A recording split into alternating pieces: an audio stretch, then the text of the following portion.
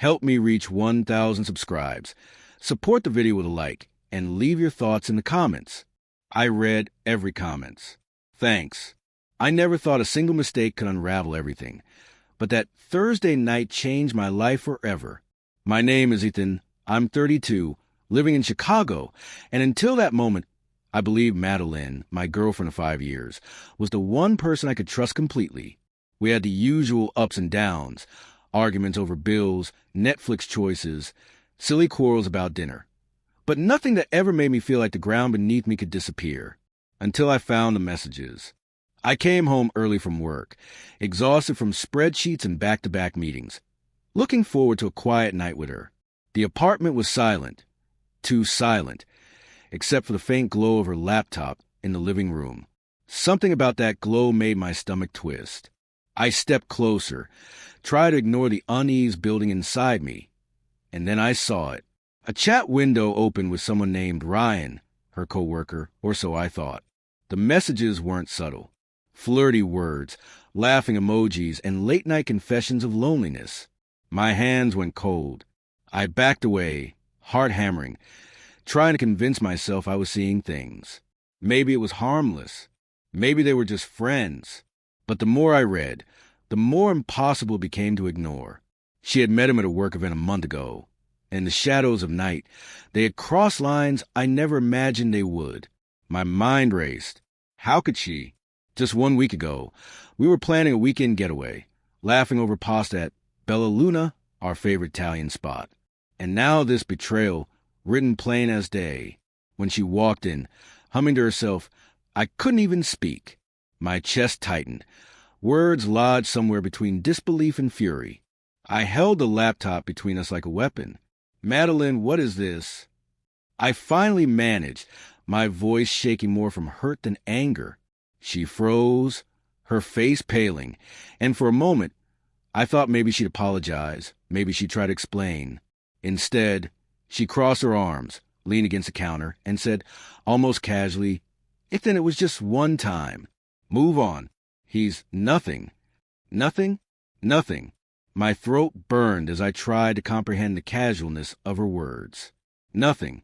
After everything we shared, everything I believed in, she could brush it away as though it were a trivial error in the grand scheme of life. Just one time. I echoed, disbelief cracking my voice. You slept with him. One time. She shrugged. Yes, one time. And honestly, I think you're making too big a deal out of it. Stop obsessing over it. We're fine.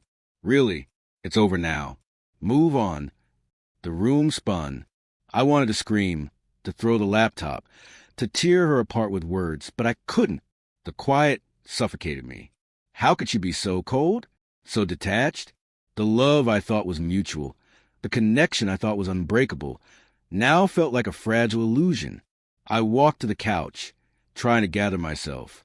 My mind flashed back to our early days, late-night drives listening to Ed Sheeran, weekends wandering the streets of London, laughing over mistakes, accompanying each other through heartbreaks. Every memory felt tainted now, every smile shadowed by betrayal. "Ethan, are you even listening?" she asked, her tone impatient now, like I was making a scene over nothing. I said it's done. We're fine. I didn't answer. Words wouldn't come. My body felt numb, my heart hollow. I didn't know whether to cry, scream, or disappear. Every ounce of trust, every promise we made, every forever we whisper in the dark, seemed to crumble in front of me. Then the question started. Was it really just once? How long had it been? Was he better than me? Did she enjoy it? My mind spun in circles, each thought sharper than a knife, cutting through the illusions I had built around us. I spent the next hour wandering the apartment like a ghost. I picked up her old photographs. Us at the lake, her laughing with her head thrown back, the sun reflecting off the water, carefree. I had always believed that smile was mine to protect. Now it felt like a memory belonging to someone else. Someone I didn't know. Finally, I confronted her again, calmer now, though the pain had settled like stone in my chest. "Madeline, why? Why him? Why behind my back?" She looked at me, eyes half defensive, half annoyed, and said, "Ethan, you were always too predictable." Safe. I needed excitement. Don't make me justify it. I made a mistake. It happened, and it's over. Move on. Her words cut deeper than any scream could. Safe? That's all I had been in her eyes. The stability, the loyalty, the years of support, of being present, of loving her through everything reduced to safe. I realized then that this wasn't just about a fling. It wasn't even about sex. It was about everything we were or thought we were, and how easily she could destroy it. The betrayal wasn't a moment. It was a revelation. And yet, even as the room filled with tension, even as my heart shattered piece by piece, a strange clarity began to settle. I wasn't going to beg. I wasn't going to plead for love from someone who had chosen to discard it so lightly. But I couldn't stay either. I couldn't breathe in the same space where trust had been replaced by deceit. The night stretched endlessly. I packed a small bag, leaving behind the comfort of familiarity. My hands trembled, my mind raced, but for the first time, I realized something important. I needed to reclaim myself, to step out of the shadow of betrayal, to find the man I once was before her choices began to define me. As I walked to the door, my chest tight but steady, I looked back at her, Madeline, the woman I thought I knew, and knew that life was about to demand more of me than I had ever imagined. I stepped out into the cold night air, bag in hand, feeling the weight of every betrayal with every step. Chicago's streets were quiet, lit by the soft glow of street lamps, but inside, my mind was anything but calm. I wandered aimlessly, letting the city noises fill the space that Madeline's words had left behind. One thing was clear. I couldn't go back, not now, not ever. I found myself at Ryan's favorite late-night diner, the one I'd occasionally tease her about. It was empty except for a lone cook wiping down counters, and the smell of coffee and grease reminded me that life didn't stop for heartbreak. I slid into a booth, trying to ground myself. My hand still shook. How could someone you trusted for 5 years casually discard your love like it was nothing? Then my phone buzzed. A message from her. Ethan, please, can we talk? I didn't mean for it to go this far. I stared at it, heart pounding. Part of me wanted to reply, wanted to hear her try to explain, to apologize, to beg. But another part, the part that had begun to reclaim itself on the cold streets of Chicago, knew better. Some things, once broken, couldn't be mended with words. Some wounds couldn't be healed by explanations. I typed back, "We're done. I'm done." And that was it. Sleep eluded me that night. I replayed every moment, every laugh, every quiet dinner, every "I love you." The anger ebbed, replaced by a deeper, sharper feeling.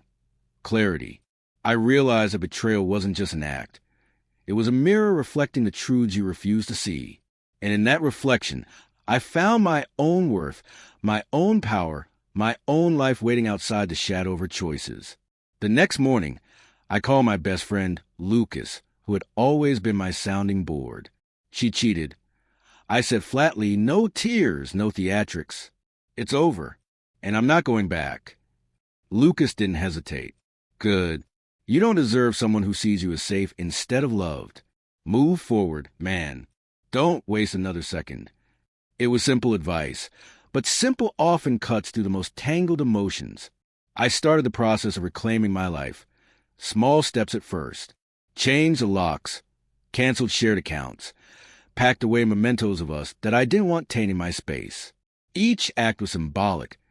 A declaration that I would no longer live in someone else's deception. Days turned into a week, and slowly, I began to feel something I hadn't felt in months. Control. It was subtle at first, a sense of breathing easier, laughing at a joke without thinking about her. But it grew, stronger, more deliberate. I began meeting new people, reconnecting with old friends, and rediscovering passions I had set aside. Then came the message that shocked me more than anything. Ethan, I made a mistake. I never should have done that.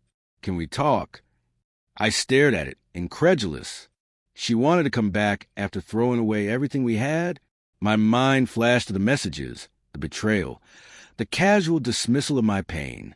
For a second, I imagined what it would be like to take her back, to pretend it never happened. But the clarity I had fought to find wouldn't allow it. Some lines, once crossed, can't be erased. I replied, "It's too late. I'm moving on. Don't contact me again." Her response never came. Weeks later, I was walking through Millennium Park, sunlight glinting off the frozen lake, when I ran into Hannah, a former colleague I had lost touch with. She smiled, and something about her was effortless, genuine. No secrets, no betrayal, no shadows. We talked, laughed, shared stories. I realized that life wasn't about clinging to what had been lost. It was about finding what still awaited you. As the months passed, I built a life that didn't revolve around someone else's choices. I focused on myself, my career, my friendships, and eventually, I began dating again. The first few encounters were cautious, tentative, as if testing whether trust could ever exist again. But slowly I realized it could. Trust, like life, can be rebuilt. Not with the same people, perhaps, but with those who value you for what you give, not what they take. Then came a message I never expected. Ryan, "Ethan, I need be honest. I never wanted this. Madeline manipulated everything. I don't feel the same. I'm sorry." I read it and laughed, softly, but genuinely. The anger that had once consumed me was gone, replaced by a quiet satisfaction. The chaos, the betrayal, the sleepless nights, they hadn't broken me. They had refined me, made me sharper, stronger, more aware of what I deserved. That night, lying in my apartment, I realized something crucial. Betrayal teaches you, but it doesn't define you. You define yourself through your response, through the courage to walk away, through the clarity to recognize that some people are not meant to stay in your story. Madeline was a chapter, not the book. And finally, I was ready to write the rest of my story. Free, unburdened, and aware that the right people would come along, not to complete me, but to accompany me.